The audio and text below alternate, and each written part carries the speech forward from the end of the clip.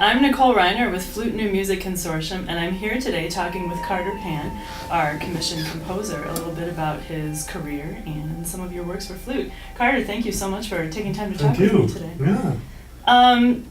We've got access to your bio, so we can read your bio as well, but could you tell us a little bit about your career as it's currently going, you know, some of the things that you're particularly interested in your work right now? Sure. Well, I'm a little bit of a sort of composer omnivore in that I like to sort of change it around as time goes on, and I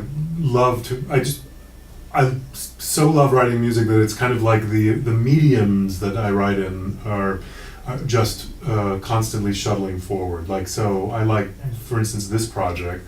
That's what interested me because I don't have any substantial flute and piano music in the chamber music vein, but I love writing quartets, orchestral works, a lot of wind works, concertos,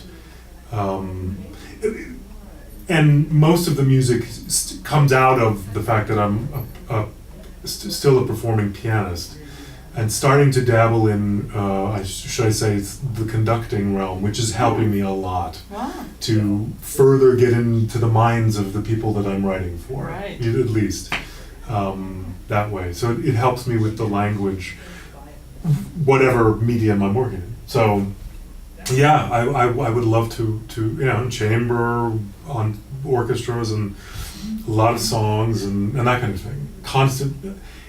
I get depressed if I'm not sort of in notes for a few days. Do you know what I'm saying? Yeah. A stretch of a few days. Yeah. Yeah. Well, Yeah. So that and actually, I know I'm sort of skipping over a few things, but writing for you guys, for the consortium, for the flute and piano piece. Something that really interested me, and I felt really honored to be even asked to do this, was that when I first started writing music, I wrote so many pieces for the flute. Like I was, really? Yeah, and this is when I was 19, 18, kind of just breaking into some serious composition. And so I wrote a piece for 6 flutes. I wrote a flute solo. I wrote a couple flute duos, and an early flute concerto, which is before the much more recent piece. And so that was kind of like my instrument without being my instrument. And it was really something I leaned heavily on and got to know many flutists. This was at Eastman where I was at the time. And I just absolutely was magnetized to the sound of your instrument, and the versatility. I mean, every instrument can jump through its own hoops, but flutes, with great air control, great sort of seasoned air control, the flute is just maybe the top of my list. So I've continued to write for the flute up until now with this newer concerto and a couple another duo, flute and another instrument, and this trio I was telling you about, flute, cello, and piano. But this piece for FNMC is like, this is going to be the most substantial piece I think that I have for flute and chamber music. I mean, a concerto doesn't get played every day, right? As this piece, no, but you know what I'm saying. So yeah, and I don't know. I'm just even in the woodwind quintet that I've written and the other forces, I feel at home with this instrument.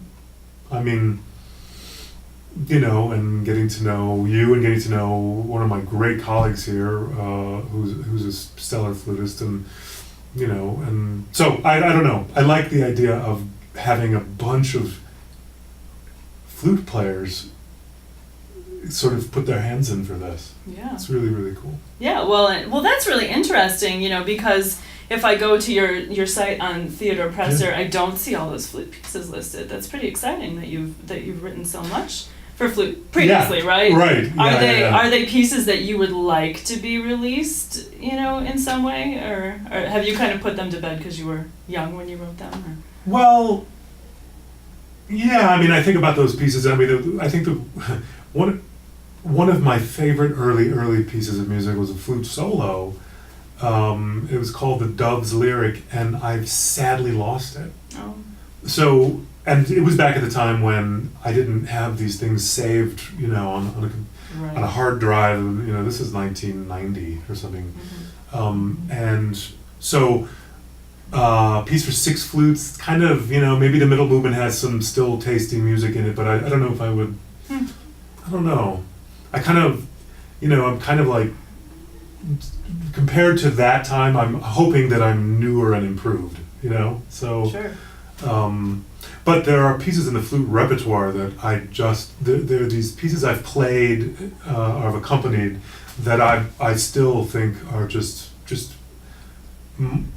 wonderful pieces to use as models, Yeah. or at least that I have in the back for writing this piece. I can't tell you how many times I've played the Griffiths, how many times I've played the Muchinsky, how many times I've really done the Prokofiev.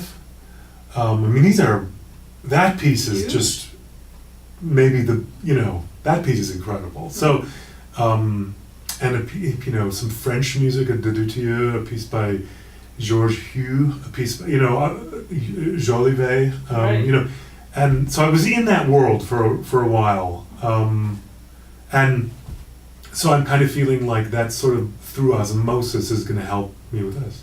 So, Great. the one thing I have not done is played the Lieberman pieces, or I have not. No, I mean, That's a those, handful. yeah, I just haven't. Somehow, I got out of the accompanist's role at the time when those pieces were really coming up, or you know, becoming very sort of popular. But you know, some show pieces, some arrangements, Saint-Saëns. Maybe I've played the Carmen. I don't know. You know those pieces I'm talking about. Yeah. Those big flowery show pieces for flute. I'm and I love the Copeland duo. I love it. Like not everybody. I marinate with that piece and have come to absolutely adore it.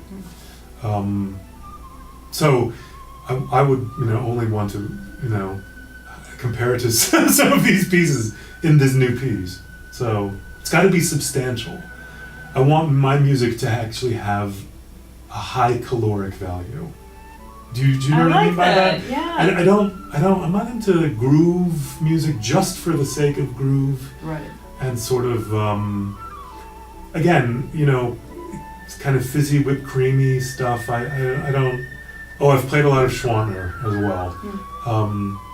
But no, I want some meat in the music.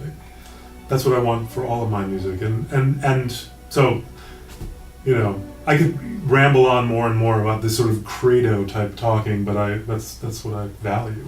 Well, that's a great list of repertoire. That's very exciting to hear. It's cool. I know there's a lot in there that I don't know, but I'm not a flute player, so I just have to. I've grabbed on to the 10 works that I know that I can sort of count on. You've grabbed onto some Cool. amazing repertoire. That's great. Yeah.